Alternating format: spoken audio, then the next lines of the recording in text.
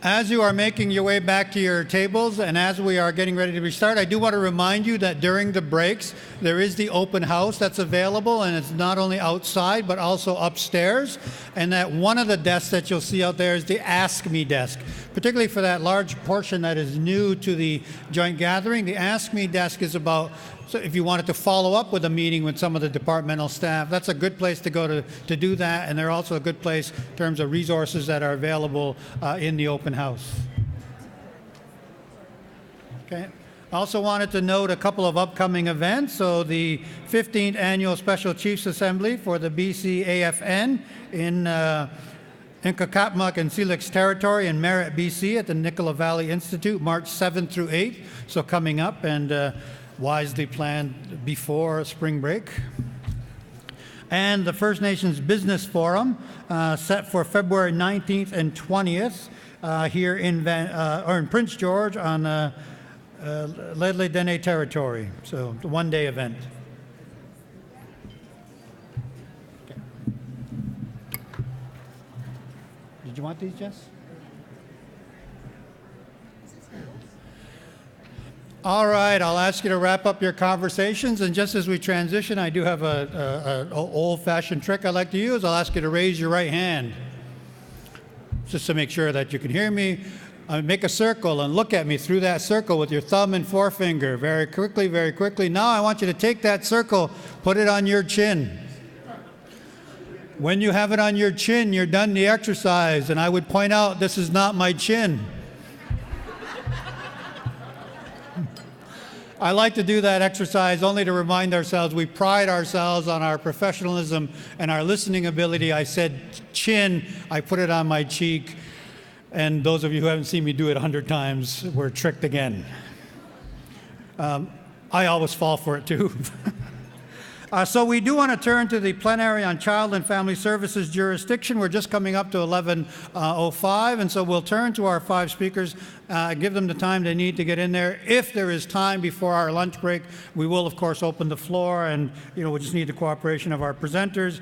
But essentially, the landscape about rights and jurisdiction and negotiations has been laid out in the previous panel, and then the political circumstances that we're navigating in between now and the federal election, also laid out by a number of the First Nations Leadership Council. We want to turn to this one to really see some examples of how different First Nations around the province are pursuing self-determination and jurisdiction in the child and family services area, and you'll see it from a number of different perspectives here.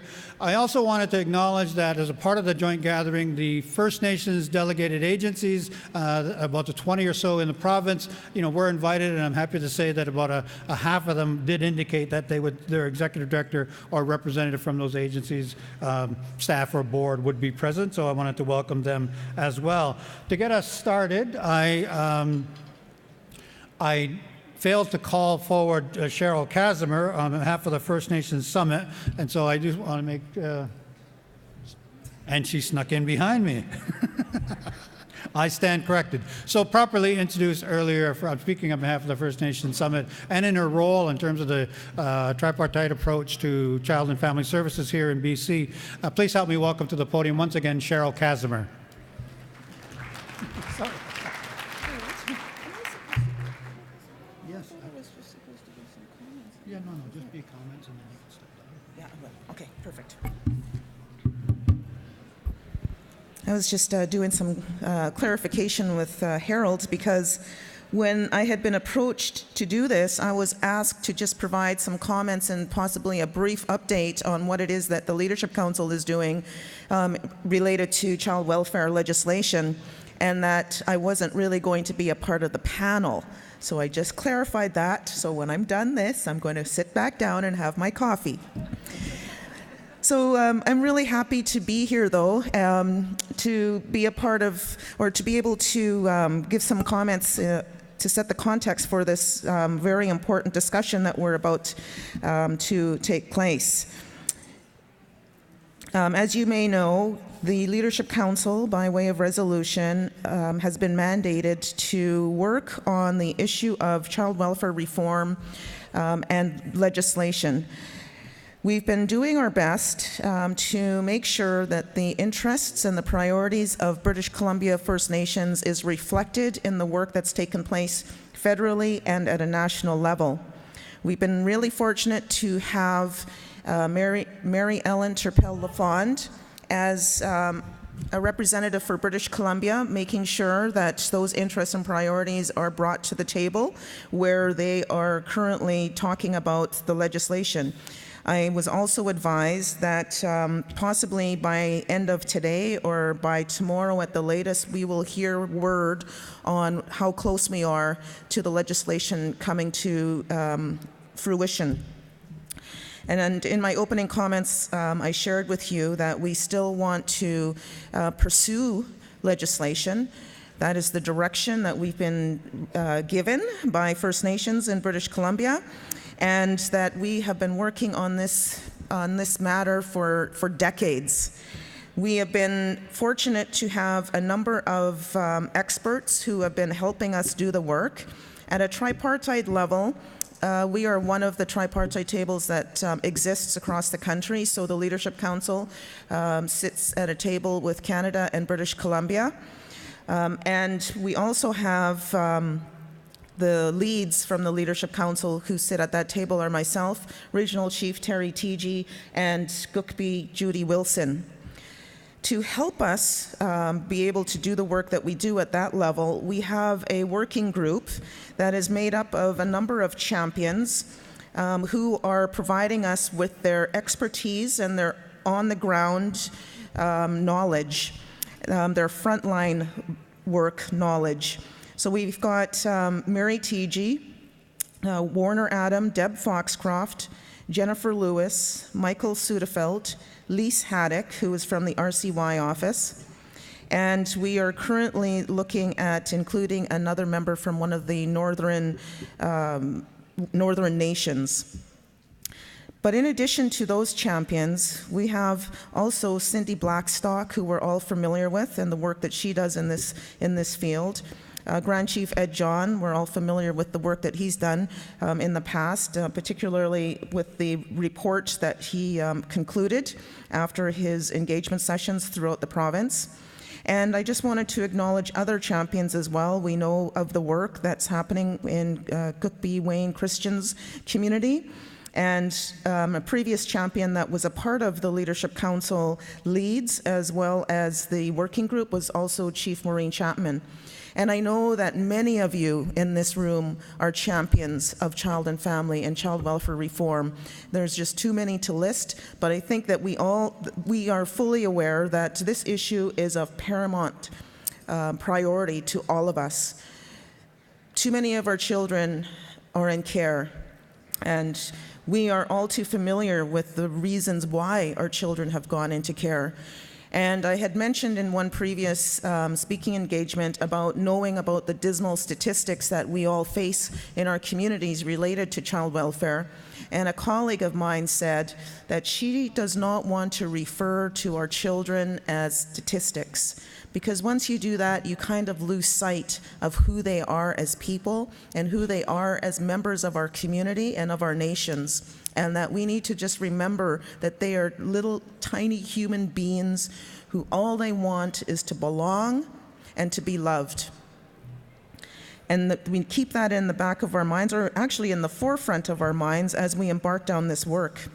So I just wanted to quickly share a bit of an overview on what we are proposing the legislation to look like. Now, we've had a break, the holiday break. We're just new into January, and so the legislative working group, of which I'm a representative of, that was appointed by Regional Chief Terry Teegee, is not scheduled to have a meeting until tomorrow afternoon, at which time we are expecting to receive an update on where the legislation is at. But in terms of what British Columbia wants to see legislation look like, we presented an outline of an option paper. And so basically it has its standard components of what legislation would be, like a preamble, an interpretation section, guiding principles. And for us, what we saw was most important was needing to have the best interests of the Indigenous child as one of the larger components to legislation. Because everything that we do, or everything that is going to be done from here on in based on this legislation, we always have to keep in mind that it needs to be based on the best interest of that child, which includes components of Jordan's principle. So other areas that we wanted to make sure were reflected in legislation was that it needed to be inherent in treaty-based Indigenous jurisdiction and authority over children, youth, and families. And the basis of authority, inherent in treaty rights, self-determination, jurisdiction, and Indigenous government lawmaking. Also, needing enforcement of those decisions and orders of Indigenous child welfare systems. So looking at establishing our own courts, looking at how these laws will be enforced in all other courts. And the institutions that are going to be required and the technical support that's going to need to be in place on the ground in our communities to help us breathe life into the legislation. At the same time, though, this legislation is only to support the very important work that I know a lot of nations and communities are doing right now, and that it needs to support our Indigenous laws. And it's not a law that's going to come in and be forced upon nations to accept. It has to support our Indigenous laws first and foremost. And also, with any legislation that we're talking to the federal or provincial governments about, one of the key components, of course, is funding. We need to make sure that there is adequate, sustainable funding that is going to support those institutions that we need to require or to build, as well as supporting the capacity that's going to be required in our communities. We also talk about the co-development of regulations and of processes specific to distinct needs of First Nations, a transition process, and a regular review of the legislation for purposes of improvement. There is no more full and final. There is no more extinguishment. None of that language is on the table anymore, according to Canada. And we need to remind them of that in every instance that we are doing business with them. And so that's the case as well when we're dealing with child and family. So my last comment is specific to what I was speaking to before about needing to hold up our Indigenous laws and make sure that they are the forefront of any of this work that we are doing in terms of legislation. And I just wanted to say that I had the honor and the privilege of being a witness to a ceremony that took place in Stalo territory on Sunday, and it was the honoring the matriarchs ceremony. And it was quite a powerful event to have been witness to, where the grand chiefs of that nation came together and talked about with their community members about child welfare and assuming jurisdiction and how they were going to go about doing that. And they agreed amongst themselves that it needed to incorporate not only their Indigenous laws, but it needed to incorporate their culture and their traditions and how things were done before. And they needed to breathe life back into it. So they identified a number of matriarchs, and I think there was probably maybe 50 or more matriarchs that were being held up and celebrated that day. And it was declared through their declaration that those matriarchs will be the decision makers of anything that has to do with child and family or anything child welfare related. And that was the way that it was done before, and that is the way that they will continue to do so and move into the future. So I really wanted to acknowledge that work, because I know that not only is that an example of the work that can happen and needs to happen within our respective nations and communities, but I know that a lot of it is happening. And so we may not be able to showcase all of those great things that are happening at community nation level, but we definitely urge you to share those with us so that we can make sure that it's captured and that it's reflected in the messaging that we bring forward to Canada and British Columbia. Because we are doing this work federally, but keeping in mind that once we've concluded this work, we will be sitting at the table with British Columbia and going through the same process with them in terms of developing child welfare legislation at a provincial level. So I don't want to take up too much more time because I want us to be able to hear the good work that is happening with these nation representatives who are sitting here behind me. And I just wanted to say thank you very much for taking the time to be here to listen to this good work. Our children are important to us, and we've heard you say it numerous times. For those of us that are mums and grandmoms and aunties and uncles and granddads, it is important for each and every one of us to make sure that our children are the center of everything that we do, that they are the priority, they are our future, and that, and I mentioned this in my comment before, that the greatness of a nation is measured by how well it treats its most vulnerable. And the most vulnerable in our case are our children and our women and our elders. And I think that by going down this road of putting into place this legislation and breathing life into it through our laws, our own laws, that they will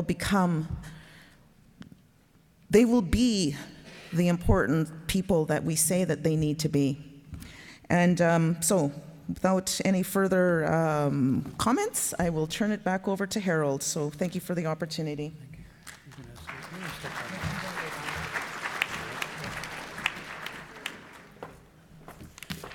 Thank you very much for that, Cheryl. So again, between Cheryl's comments, sort of in terms of the current context for the legislation and the work you're doing here in BC, the rights discussion panel, negotiations panel earlier, and then the opening remarks that were set both in terms of the current political context and, of course, just acknowledging the territory that we work on. The context has been well set, so I do want to encourage our panelists to jump right into their presentation. Our first presentation addresses the Stikine Holistic Working Group, sort of between the Casca, the Talton, and the Tlingit up in the northwest corner of British Columbia. Chief Kwok is our first speaker, and she's in her third term as the chief of the Iskut Band, and she's joined by Councillor Annabelle Nicole, who's is also a member of the Iskut Band Council itself, and is currently their Child and Family Services member. I did want to note that Chief Kwok began her career with her community over 30 years ago in social work, and so brings a good experience into this. So please help me welcome Chief Marie Kwok.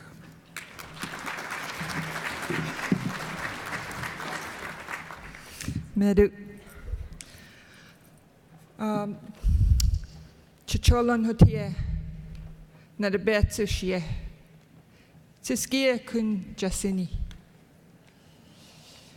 First of all, I'd like to acknowledge and thank the Tsleil-Waututh, Musqueam, and Squamish Nation for allowing us to be on their territory. I introduced myself in our language, also my clan, the clan that I'm from, which is the Crow clan. We started this work back in 2008 to start getting control over the services for our children and families. And what we found out was that our three nations had this one social worker in common who was really belittling to our families. Like, I know at one point she actually went into a home and was searching the garbage looking for empty bottles.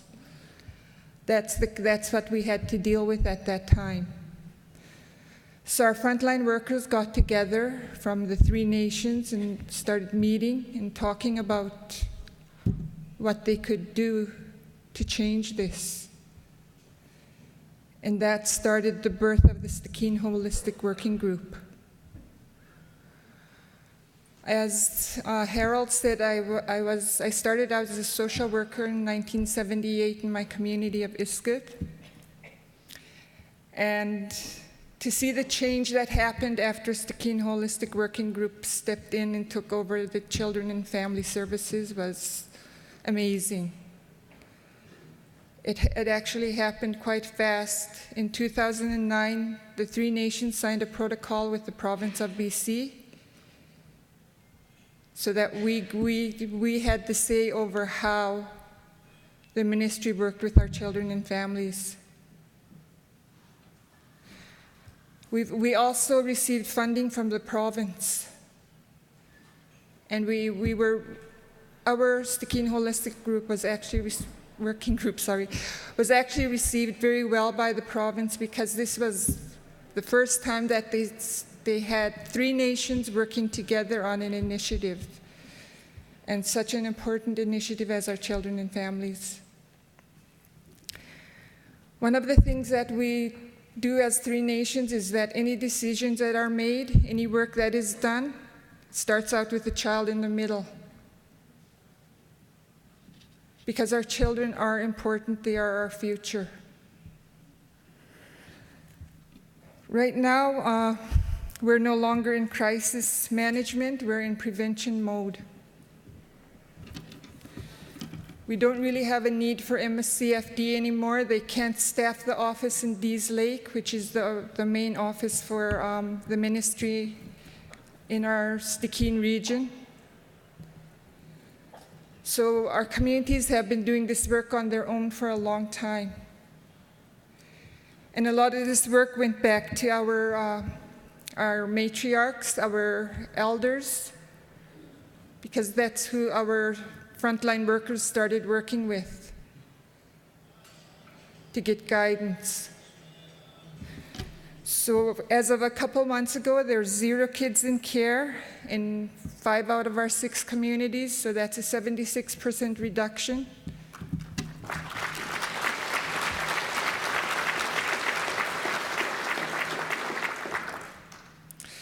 And we really went back to our culture and our language. When we received the funding, our frontline workers met with the communities to see what the priority is, and for a lot of us, like for our community, it was the language. That's what started our language revitalization. And because of doing this, our kids really are strong in their identity now. They know who they are, they're proud of who they are, and they're proud of their culture. We have more work to do. MCFD wants us to take over that office in Dease Lake, but we want to do it our way, not their way. We don't want to go by their guidelines, their policies, their regulations. We want to do it our way, the way that works for our people, because that's the only way. So with that, I'd like to call my colleague up, our councillor, one of our council members, Annabelle Knoll. She's also worked with our children and families since 1983. And she's done a lot of work with our elders, our matriarchs, and she'll tell you about that. So thank you all for listening.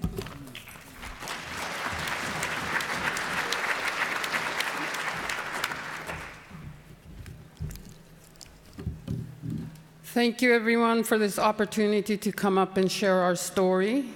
As she said, I didn't know she was going to add years to it, so please keep in mind I was very, very young when I started this.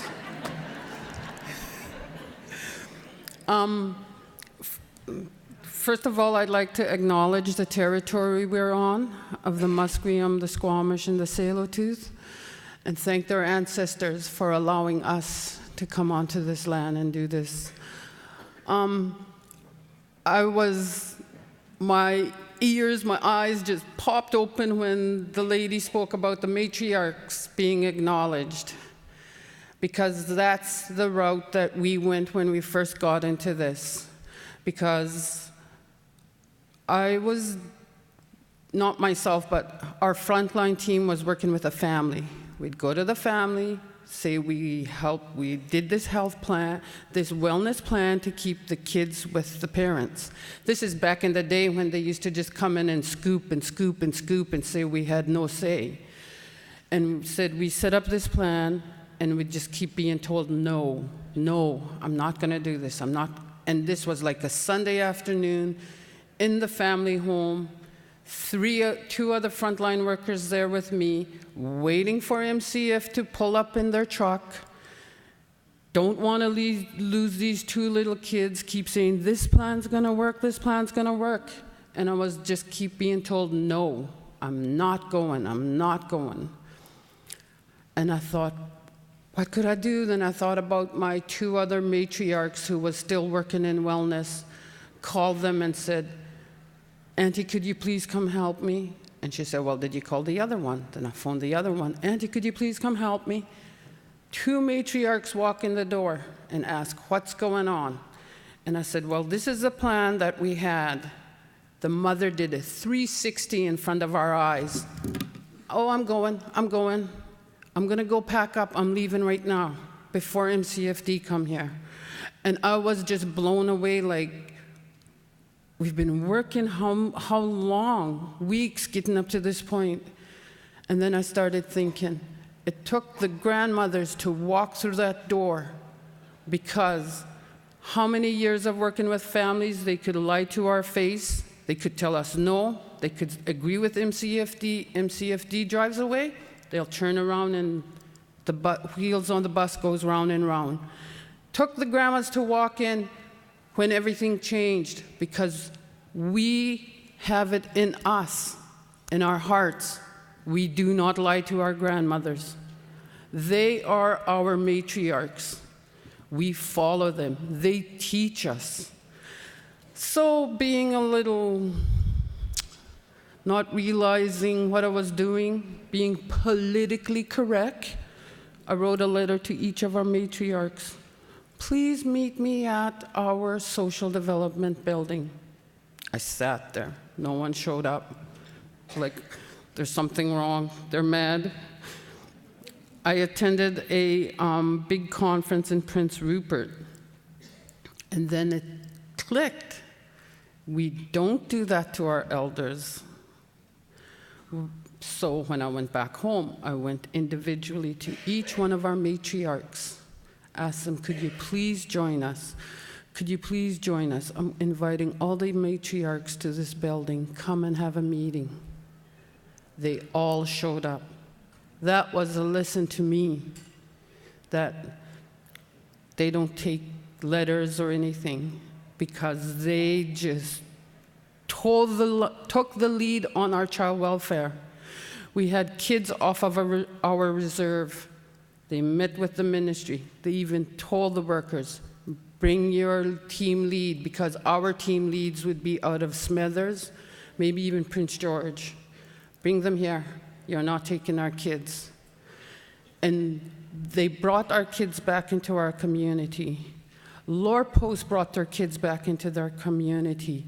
The other communities brought their kids back home. And besides listening to, going by our matriarch's guidance, taking them back on the land. Because when everything falls apart, our land, our culture, our tradition, it's in our blood. It's not something we go to school and learn about. It's what we're taught from day one. So most of the communities up in the Stikine area, no, all of them have our own on-the-land camp that we take our people back to annually. Unfortunately for us in the Tahltan area, we didn't do it this past summer because we had the wildfires. But being at home and hearing people talking about this year, 2019, we have to go back on the land. We have to go back on the land because it's our healing, it's our blood, it's how we were raised and how we're raising our younger kids. We bring in healing workshops every month. It's not just like, oh, here's a proposal, apply for it, give us a report. It's scheduled and it's ongoing because we have to start the healing and continue it, not just go from proposal to proposal to proposal. So we have a wellness plan going, matriarch wellness plan. We celebrate our babies. Every baby that's born in our communities, we have a celebration, an annual baby welcoming. And because everything we do is with our child in the center, collaborating our programs throughout the community, having our programs work together, where we're not in silos the way it used to be.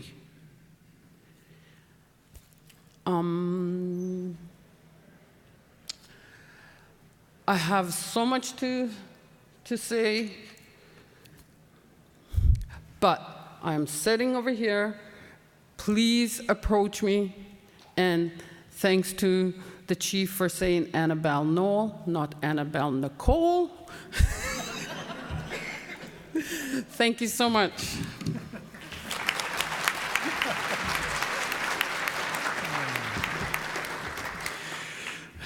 Thank you for sharing on behalf of the Sticking Holistic Working Group in terms of the successes you've had. I do want to turn to our next presenter. Cookbee Chief Helen Henderson is the Chief of Cheskan, the Canam Lake First Nation, a northern Secwepemc community. So after serving as the community's self-government coordinator and being on Demand Council for 4 years, she was elected as the chief, called on by the community to be the chief in May of 2018. And she wants to acknowledge and she's very clear about this in her bio, that she is the second woman that the community has placed in this position of responsibility, and the first one since the original one 45 years ago. So please help me welcome Cookbee Chief Helen Henderson.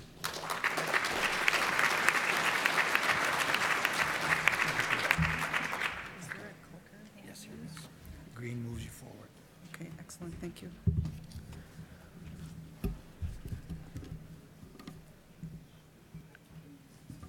Good morning, everyone.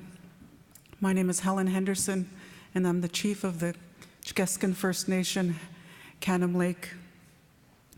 I'm also part of the Northern Secwepemc Degalmu. I'd first like to offer my gratitude for the prayer and the song this morning. And I'd also like to acknowledge the Tsleil-Waututh, Squamish, and Musqueam people for allowing us to be on their unceded territory.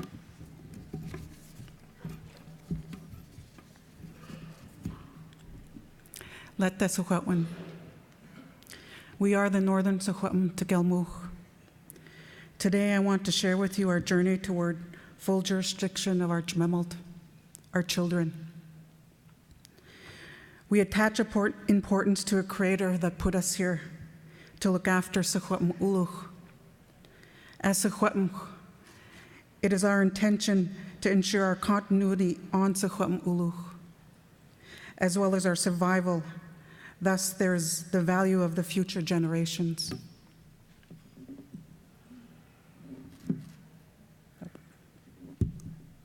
Trying to work my PowerPoint,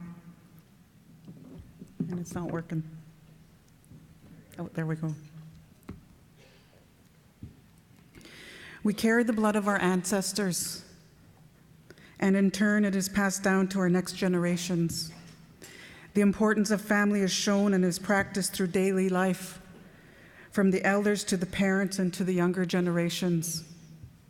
Families are proud of their strong roots, are loyal to relationships, and share in the responsibility of caring for children, for elders, and for those in need. There's a deep sense of respect for the sacredness of body and of life. As Secwepemc, we fight for what we believe in. Mothers, fathers, uncles, aunts, children, and all honored elders all participate and contribute to the community and its well-being. The practice of sharing assures that all needs are taken care of, Many elders are models of traditional teachings meant to secure the well-being of continuance of Secwepemc.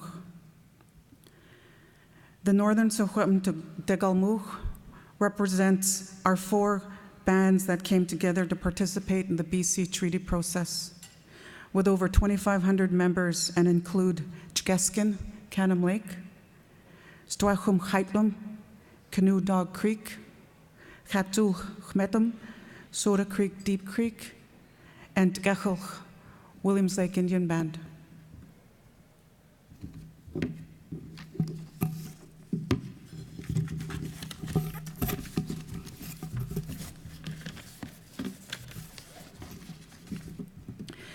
Since time immemorial, the Northern Secwepemc and Galmuch have supported each other by upholding our strong cultural and family commitment. We will continue to invest in our children and youth as we plan for our future and for our future, or for the return of our children and family service networks. Through preparation and planning, our people will receive services that help them become stronger, healthier citizens, celebrate our traditions on ancestral lands, learn and speak our language, teach our customs and values, provide culturally respectful programs and services for our children, youth, families, adults, and elders.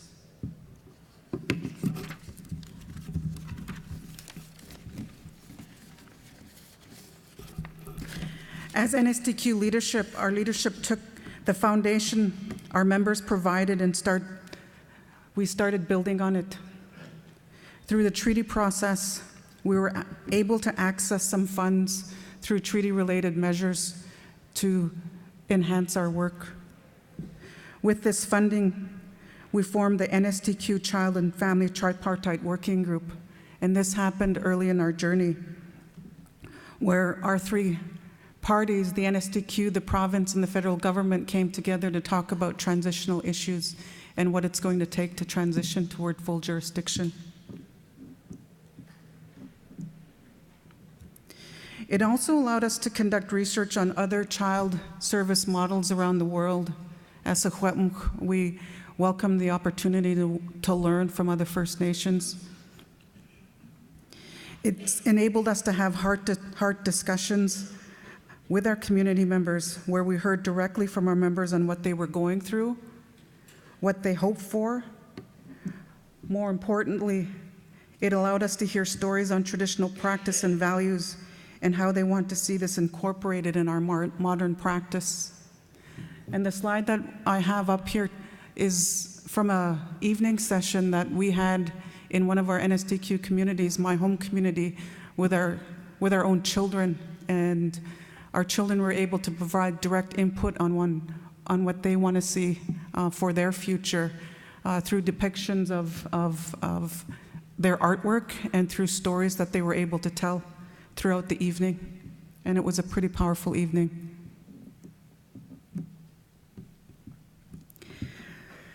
More intimately, we were able to connect directly with our knowledge keepers on traditional practice and values through interviews, direct interviews. And themes that were highlighted from this important work were around the roles of our families, our traditional roles as mothers, fathers, aunts, uncles, cousins. It also highlighted our teachings, our traditional teachings, and our disciplinary practices. Through the work, we were able to strengthen our ties with our community members that live away from home, Gagawasemuts.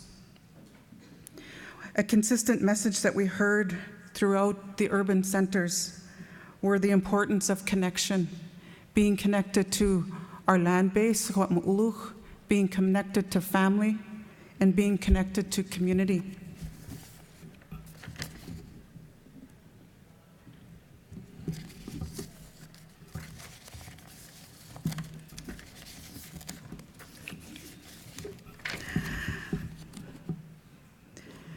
Some steps that I want to acknowledge that helped us along the way, that were major contributors for sure.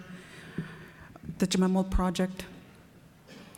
Our NSTQ communities participated and contributed to the Jamemo project. The purpose of the project was to implement a nation-based, family-focused, community-driven approach to child and family services.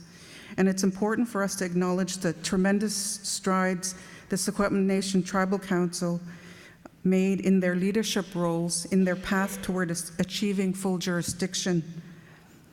As part of the project and as part of the larger Secwepemc Nation, our NSTQ communities participated in a pilot project focusing on circles of protection, aimed at coordinating and implementing a holistic approach to planning and caring for our Jamemalt, our children.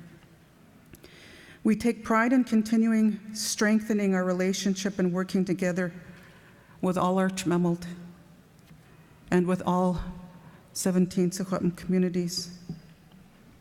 Other impacts of work that others do so tirelessly and for the benefit of all Indigenous, and I've heard them referred to as champions, and I believe wholeheartedly that they are. Dr. Cindy Blackstock and her work and her fight with the Human Rights Tribunal, Chief Ed John and the work that he did in helping us identify the issues in the province and coming up with some solutions to address those issues that we all face in each of our communities. Canada's adoption to the United Nations Declaration on the Rights of Indigenous Peoples, UNDRIP, and the Truth and Reconciliation Calls to Action.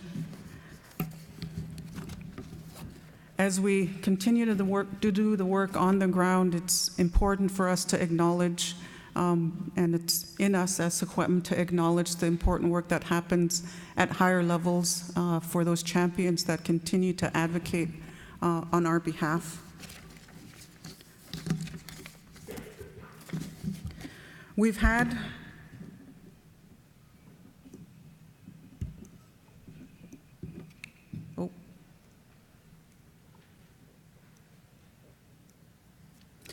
had our challenges, as any other First Nations, Indigenous community experiences, and we've heard some stories this morning for sure.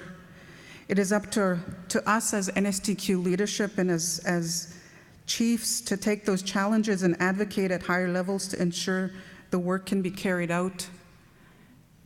And we all know, what these challenges are and the challenges that we face on a daily basis, but to quickly name a few: adequate resourcing, funding for preventative holistic program and service delivery, human resources, capacity and skill building, change management, big word for sure, liability and accountability, information management system, legislative drafting, a huge one for us, and the ever-shifting environment that we find ourselves in.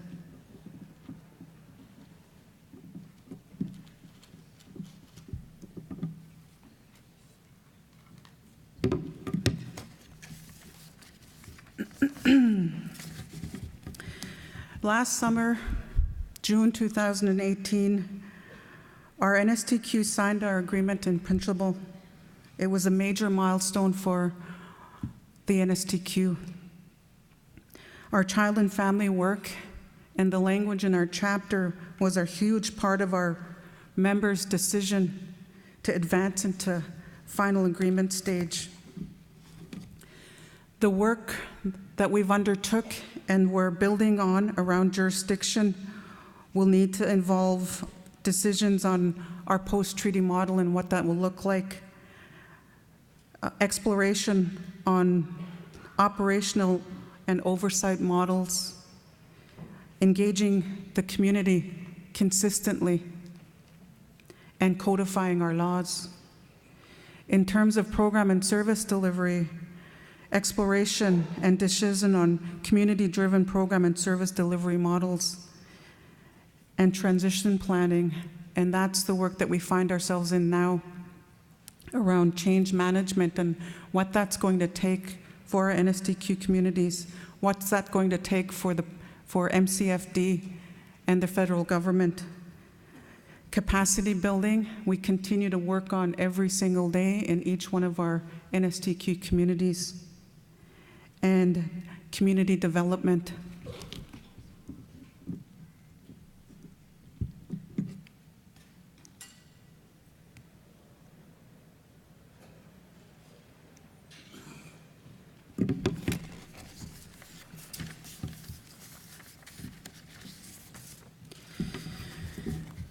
In the words of former Chief Nancy Sandy, as Secwepemc, we have an inherent right to self-govern, but we need to recognize that we practice our inherent right every single day. When we make decisions for our children, our homes, our community, we are practicing our inherent right. A powerful teaching moment for me. It's always been there, and as Secwepemc, we continue to practice this every single day. Moving forward, we know as Secwepemc, it's in us to do, and we are ready. Some of our calls to action. The province needs to clear the field and allow us to move forward in our work, the way we know how to do it. The federal government needs to provide adequate funding, including infrastructure funding, to enable NSTQ to provide services in the community, not sending families out. This requires building and resources. NSTQ is best positioned to determine which services children and families need, to develop the standards by which these services will be provided and by whom. And as we move forward, it's with this in mind. Throughout my presentation, one of the things that I wanted to depict, and it's not, because I only had 10 minutes, it's really hard to tell our journey in a 10-minute time frame. And my solution to that was to show you depictions of our children and our families practicing our inherent right, practicing what it means to be Secwepemc. Anytime that we're on the land, anytime that we're gathering and practicing our traditional way, we're showing, our people, and we're showing the rest of the world that we're the ones that are taking on this work. We're the ones that are going to move us forward. And with that, I just want to acknowledge, the hard work that each and every one of you do. I want to acknowledge the hard work of our delegated agencies. We're connected to Knuchintois Society, who services our 4 communities. I want to acknowledge the community support workers, the on-the-ground workers that work directly with our families. Most importantly, as we sit here today talking about these important issues, our heart is always connected to those that are at home. Our heart is always connected to those members that live in our urban areas and their daily struggle to make it from day to day. And it's with that spirit and that love that I'm able to continue to do the work and continue to advocate on behalf of NSTQ. Gukshajam.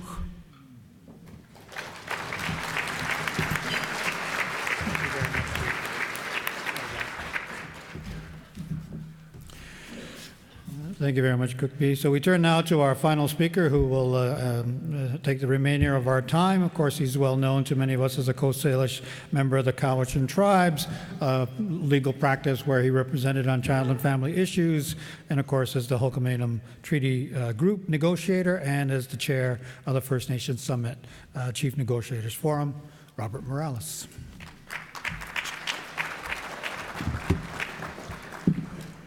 Haichka Siam Salhuain. Respected leaders, respected elders, want to start by acknowledging our relatives from the Tsleil-Waututh, Musqueam, and Squamish nations for hosting us here. Thank our elder for the prayer this morning. I want to speak about the Cowichan journey towards gaining jurisdiction over our children and families. We know that for far too long, the governments of Canada and British Columbia have asserted their jurisdiction. We know that there has been tremendous challenges with that because the two levels of government often squabble about who has jurisdiction or who doesn't, who should pay and who shouldn't. And so that has led to a lot of challenges in the area of dealing with our children. The historical context of removing children from their families is a long history,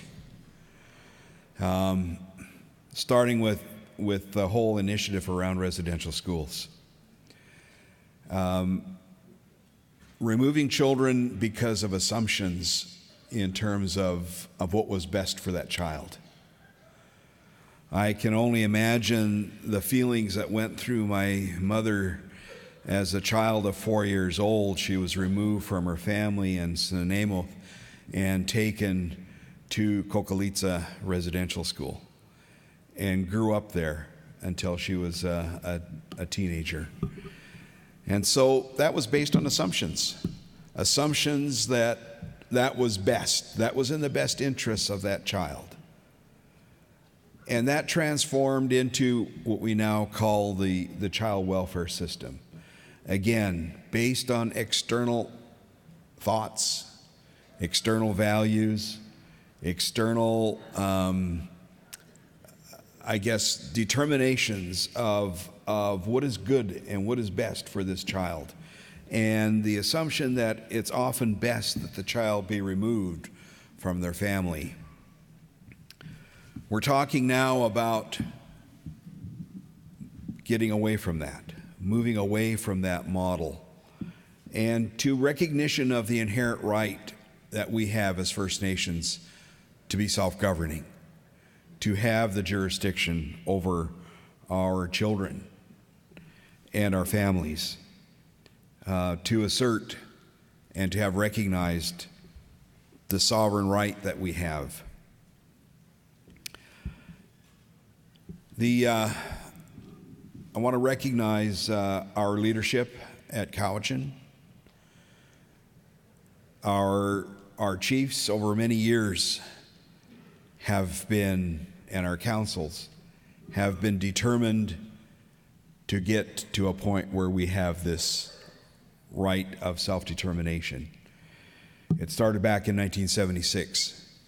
In 1976, we had our first social worker that was hired to begin to take responsibility for our children and families. In the 1980s, we engaged with governments to begin this discussion about taking over responsibility. In the 90s, we began a pre-planning stage of moving forward with this. In 1993, there was an agreement signed to begin the transfer of services to Cowichan. And in 93, the Cowichan Child and Family Services, which is now Naut'sa, which is our delegated agency, was formed. In 95, we took on responsibility for foster homes and providing guardianship services. In 1996, we took on full delegated authority. But that was all viewed as an interim step towards having our own authority, to have our own nation-based legislation, and that has always been the objective of the leadership and the community. We began talks with government in 2000, around 2010, initially with British Columbia, and moving towards this goal. We had many community meetings with the leadership, meetings with individuals who we felt could help us in this direction. There were approximately 1,500 of our community members that were consulted on this issue. And so there's been a lot of effort made to try and get as much information from the community as we could. The members have been very clear that the family is the heart of the life of the community, and that it is the families that have the roles and responsibilities, and that they need to become the authorities dealing with children and family matters, including the safety and well-being of all members. We had lots of feedback in terms of what some of the challenges of the provincial legislation were. And I won't go through that in the interest of time, but just to highlight a couple. Our culture is what makes us strong. Ait Squalawan. And that the family is the heart of life. And the practice of what is referred to as Naut'sa, working together. There was a feedback that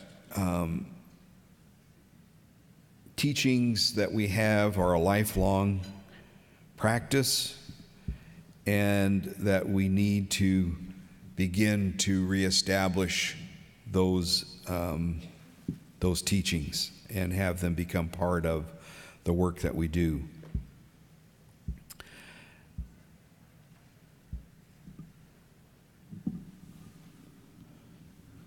What we're working on, and we have been working on for several years now, is the development of Cowichan legislation.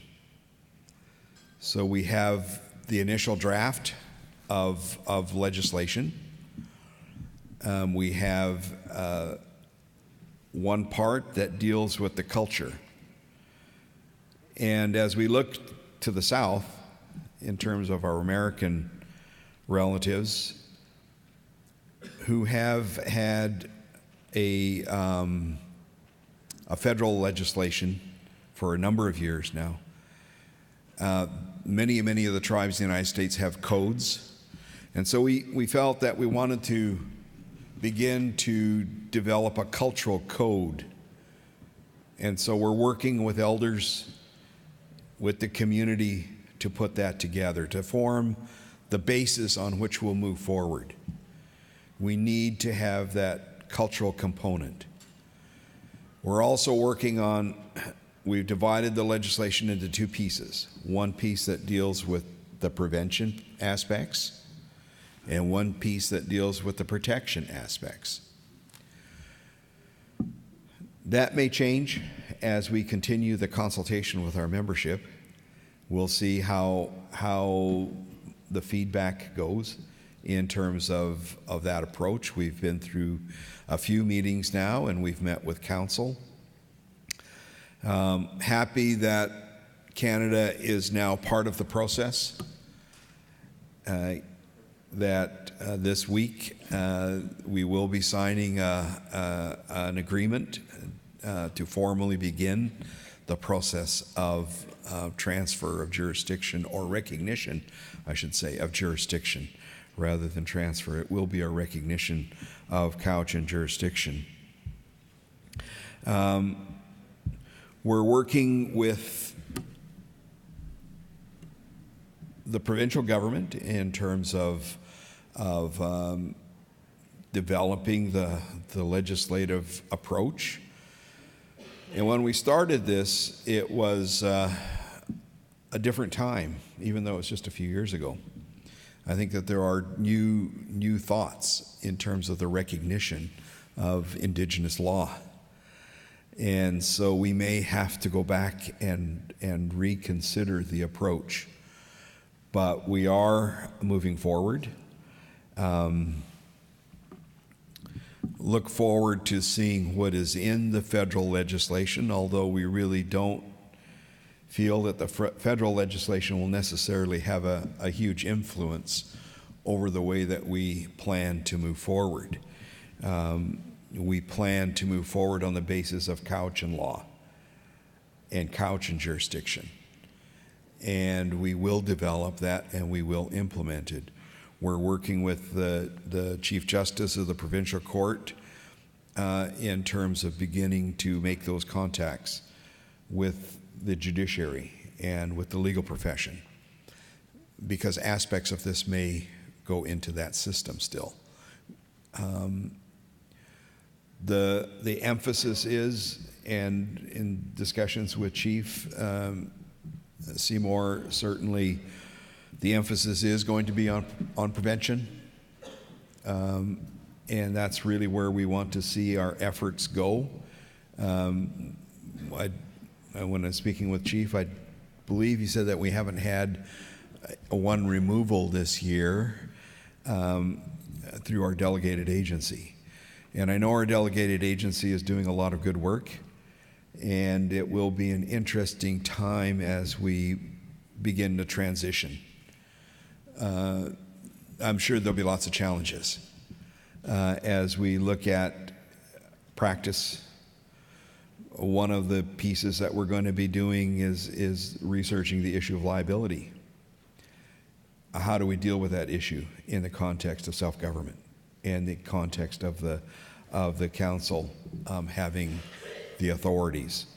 How do we deal with the issues of best practices and within the context of a Cowichan First Nation law?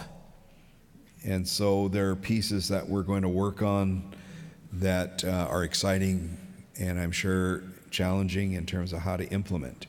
But that's where we're at. We're at a point now where we want to move forward into implementation and get beyond the debate as to whether we have the jurisdiction or not, and whether our law should apply or not. So I just wanted to share those thoughts with you in terms of where we're at and what we've been doing. And thank you for the time. Haitzepka CMCA.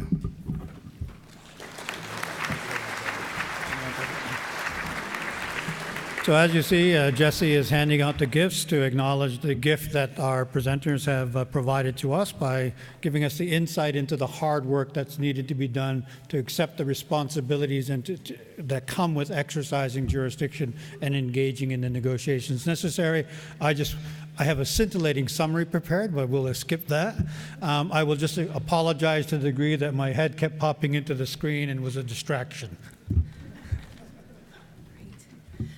If you'll indulge me for a few more moments, we have a bit of important housekeeping to mention before lunch. But before I do that, why don't we put our hands together one more time for our second panel of the morning.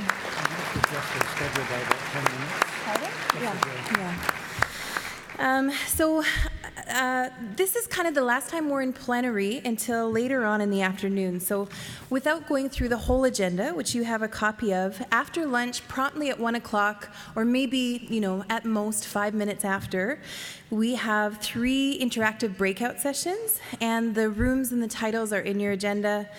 You will move directly from that 50-minute long breakout session into your second breakout session, which will begin promptly at 2 o'clock.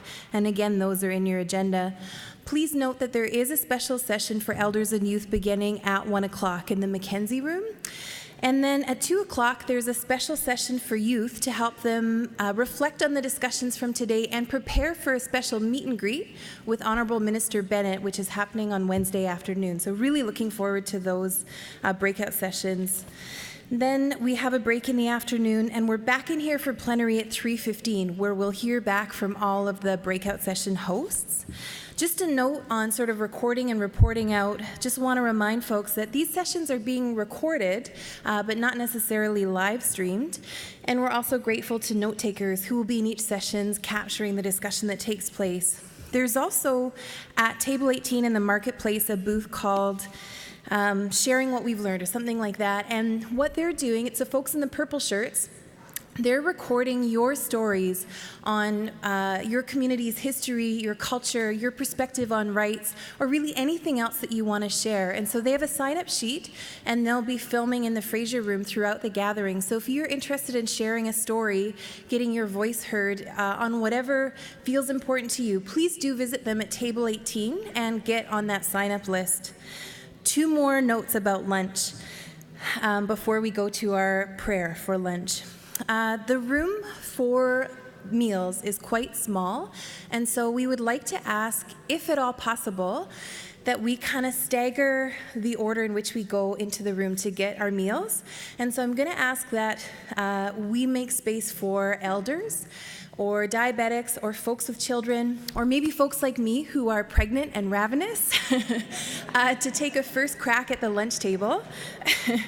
And if you don't mind waiting just an extra 15 minutes or so, if you could visit the exhibitor's booth maybe before you make your way to the lunch table around like 12:20, 12:30, that would really help us make sure that we can serve those who need it right away.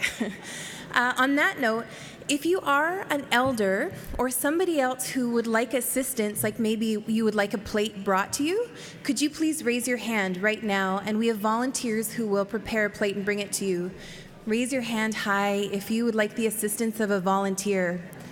And maybe I'll ask our red-shirted volunteers to come forward. I see a gentleman, a couple folks down here with their hands raised, so thank you very much to the volunteers for offering to do that.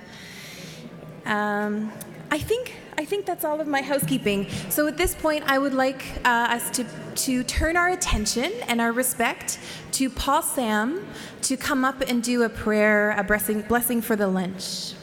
Yeah, please put your hands together for Paul Sam.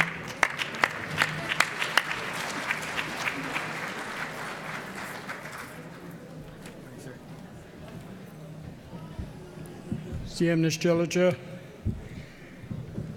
Haischkas, Steve, the Atlatia, Musqueam, Squamish, Little Tooth, the Ice Quelquins, the Sumaquesa. Deviation at the Eaton's, the Sumaquesa, CM. I'm going to say a prayer in our language, that language of our land, for the food that we're all going to indulge in. Stiem Kels, Haischka Suangestoch, the ice Eatland. Haischka Suangestoch at the ice Squetchel, Suangestoch with the Nutler Squetchel, Stiem Kels. Haischka the Stay, the Eatlands, the Sumakesa. Quam Comtis Gwelquins, the Suia Talk, Sumak. Quanangas, the So the Swalako, yeah, and it's quite an armored CM Kells. Haischka, thank you. So please enjoy your lunch. We will give you a 10-minute notice when it's time to make our way to the breakout groups, and we will try to adjust that schedule just a little bit to make it a bit more convenient for everybody to have time for their lunch.